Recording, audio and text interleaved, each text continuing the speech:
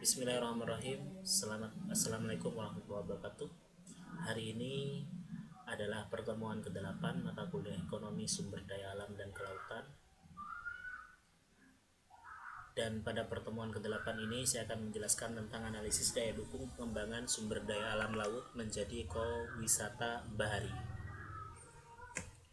Kita semuanya mengetahui bahwasanya pelestarian alam sangat diperhatikan oleh masyarakat pada dewasa ini, dan sangat diperlukan sebuah pengelolaan sumber daya alam dalam lautan. Salah satu solusi yang banyak diperbincangkan pengelolaan sumber daya alam ini adalah ekowisata, atau biasanya disebut wisata bahari. Kegiatan ekowisata bertujuan untuk mengembangkan kegiatan ekonomi yang ramah lingkungan agar kelestarian dari ekosistem sangat terjaga. Akan tapi sebelum kita melakukan sebuah pengembangan, ada beberapa syarat-syarat yang perlu dilakukan, baik itu dalam ekologis, kelayakan sosial ekonomi, biasanya ada studi kelayakannya, kelengkapan sarana dan prasarana suatu kawasan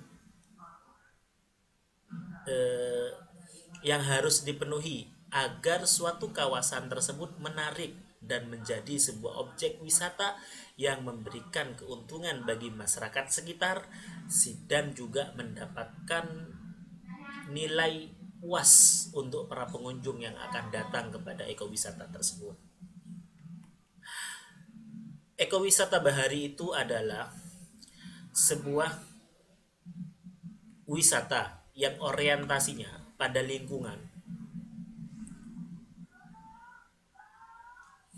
untuk menjembatani kepentingan perlindungan sumber daya alam lingkungan dan industri kepariwisataan. Sumber daya ekowisata ini ada dua.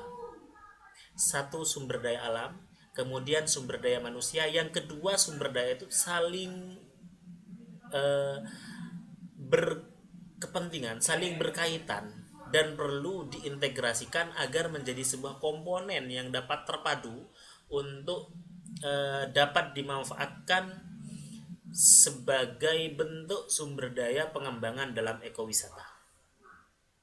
Jadi sumber daya alam ini sebagai objek, sumber daya manusia ini sebagai subjek yang akan mengembangkan alam tersebut menjadi sebuah wisata. Wisata bahari itu adalah sebuah, di sini ada 3 pengertian, cuma saya rangkum. Wisata bahari itu adalah sebuah kegiatan wisata dengan pemanfaatan potensi alam sebagai daya tarik wisata yang digunakan sebagai kegiatan rekreasi untuk dinikmati keindahan dan keunikannya dengan pemanfaatan karakter sumber daya pesisir dan lautan.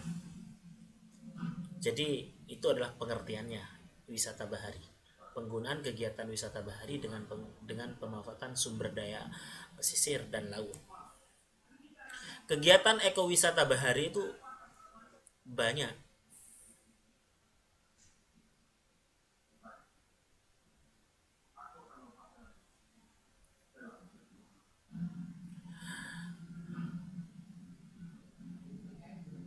Di antaranya adalah swimming, diving, sailing, boating, fishing, snorkeling. Jadi yang sering dilakukan oleh masyarakat kita di Madura, yang paling bisa dilakukan adalah swimming, boating, dan fishing. Kan tapi kalau swimming ini ada lokasi-lokasi khusus ya. Tidak mungkin kalau pantai Lesah ini menjadi tempat swimming, tidak mungkin. Paling di kepulauan-kepulauan seperti Gilaba, Pantai Sembilan dan sebagainya itu bisa dilakukan swimming karena tidak terlalu asin airnya. Kalau di pantai Telesah ini wah gimana, boating dan fishing yang paling sangat digunakan. Kalau diving, snorkeling itu paling di Bali yang banyak. Kemudian di daratan itu yang bisa dilakukan wisata berjemur, panjat tebing, volley. Namun kalau di Madura nampaknya hal ini sulit sekali kita temui, apalagi yang namanya berjemur, karena cuaca di Madura ini sudah panas sekali. Nah, pembangunan wilayah pesisir dan laut juga menghendaki adanya kerjasama dan dari semua pihak stakeholder pembangunan di kawasan pesisir dan laut. Pemerintah pusat, daerah, masyarakat pesisir, pengusaha, dan lembaga swadaya masyarakat itu perlu kerjasama dalam melakukan sebuah pembangunan. Para pihak yang memiliki kepentingan tersebut menyusun beberapa perencanaan pengelolaan terpadu yang dapat mengakomodir segenap kepentingan pengembangan itu dengan menggunakan model pendekatan dua arah. Jadi saya di sini ambil dua model perencanaan pembangunan pendekatan dua arah. Yang pertama adalah top down sama bottom up. Karena apa? Karena pembangunan wilayah pesisir itu juga menghendaki adanya keterpaduan pendekatan, sebab pengelolaan wilayah pesisir dan laut memiliki keunikan wilayah dan keberagaman yang berbeda, sumber daya yang beragam. Artinya harus dipadukan keberagaman tersebut sehingga proses untuk perencanaan pembangunan itu dapat berjalan sesuai dengan rencana. Ya, ada dua model. Kemudian kenapa perlu dilakukan pengelolaan secara terpadu? Ada 4 alasan. Yang pertama, terdapat keterkaitan ekologis baik antara sistem di dalam kawasan pesisir maupun antara kawasan pesisir dengan lahan atas laut lepas.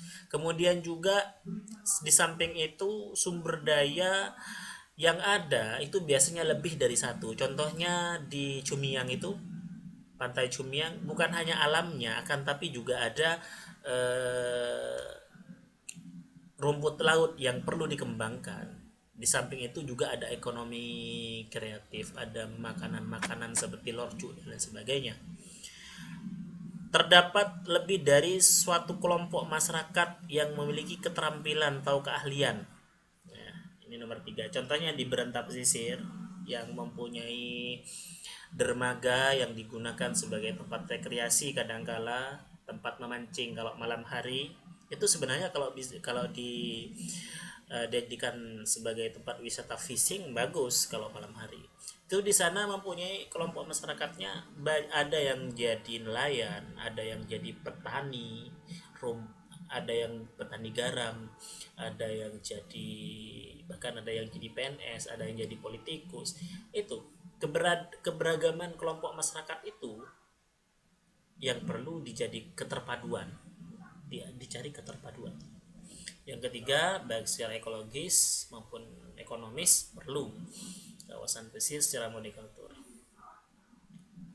Yang terakhir, dasar pemikirannya adalah kawasan pesisir itu bukan milik satu orang, akan tapi bukan milik kepala desa atau bukan milik pemerintah, tetapi milik semuanya, yang digunakan oleh siapa saja, di mana saja. Setiap penggunaan berprinsip memaksimalkan keuntungan. Berapa prinsip pengembangan ekowisata yang harus dipenuhi? Ada berapa ini? Ada banyak. Pertama adalah mencegah dan menanggulangi dampak aktivitas wisatawan, mendidik atau menyadarkan wisatawan atau masyarakat lokal dan akan pentingnya konservasi. Makanya di sini biasanya pengembangan ekowisata itu harus diberdayakan kelompok sadar wisata yang diambil dari beberapa pemuda di desa tersebut, sehingga masyarakat itu bisa dilibatkan secara aktif dalam perencanaan dan pengembangan ekowisata. Karena jika masyarakat itu tidak dilibatkan, maka akan menjadi bumerang terhadap pengembangan itu sendiri. Masyarakat tidak akan peduli, padahal seharusnya yang harus peduli adalah masyarakat sekitar. Apabila suatu kawasan wisata dilestarikan dikembangkan untuk ekonomi wisata, maka apa namanya, wisata yang dikembangkan menjadi ekonomi wisata yang berkelanjutan.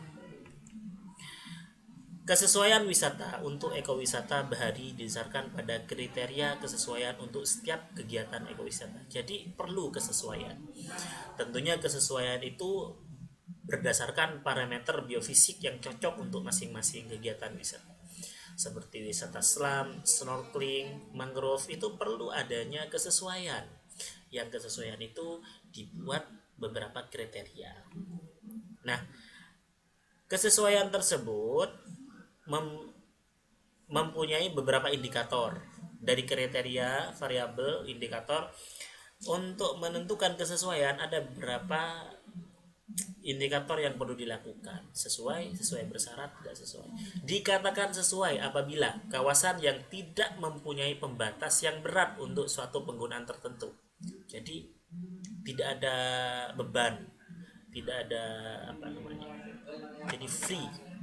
Kemudian sesuai bersyarat mempunyai pembatas yang cukup berat, akan tapi masih mungkin untuk pembatas itu dibatasi atau diperbaiki.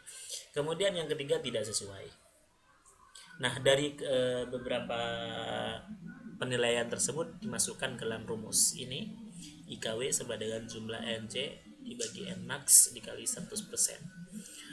Kemudian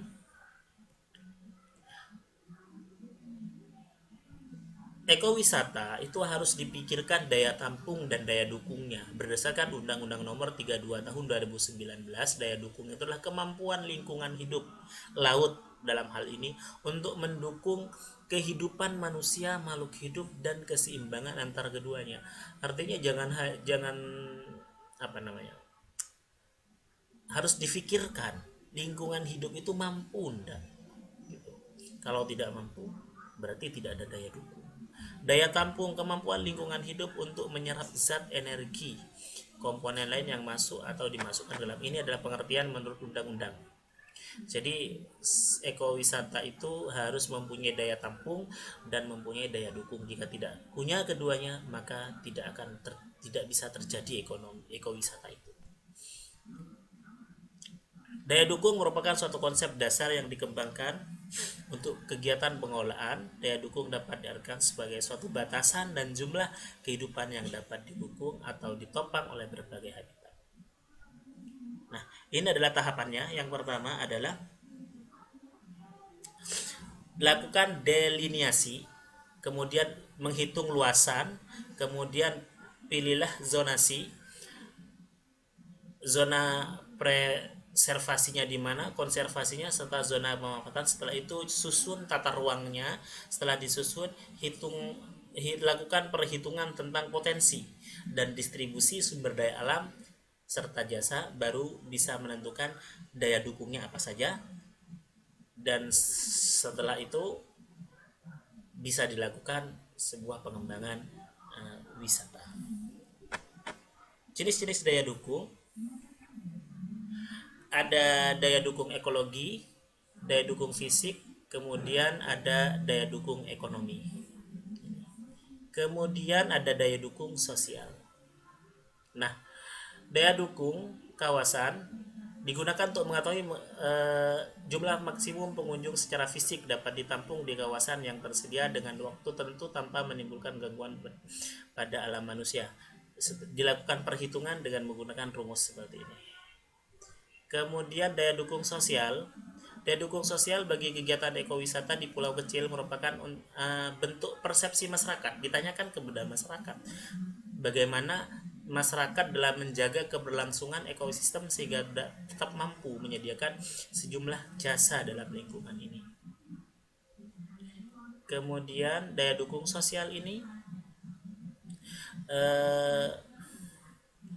berbagai jasa ekosistem masing-masing diidentifikasi dan nilai oleh berbagai stakeholder. Kemudian hasil kuantifikasi terhadap status keseimbangan jasa diperoleh dari selisih serangkaian matrik digunakan untuk melakukan kuantifikasi dan kaitan secara bulan atau tutupan lahan dan jasa ekosistem. Ini adalah tahapan dalam menyusun daya dukung